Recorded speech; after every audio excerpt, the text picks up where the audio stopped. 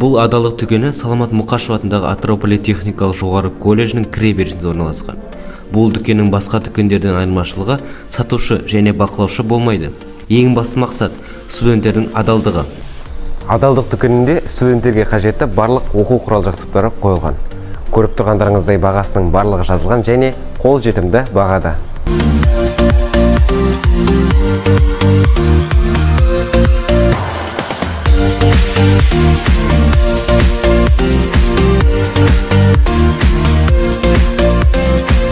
Ең бастысы, бұл дүкенде сатушы жоқ.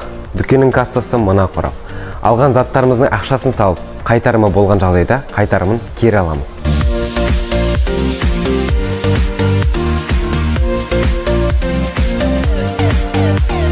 Құрметті студенттер, адалдық дүкені біз үшін үлкен тәрбие мекені. Неге десеңіздер, бұл дүкен жастар арасында сыбайлас жемқорлыққа қарсы жоғарғы сана мен мәдениетті дамытып, бір-бірімізге деген сенімді арттырады. Ендеше ар жолында адал болайық.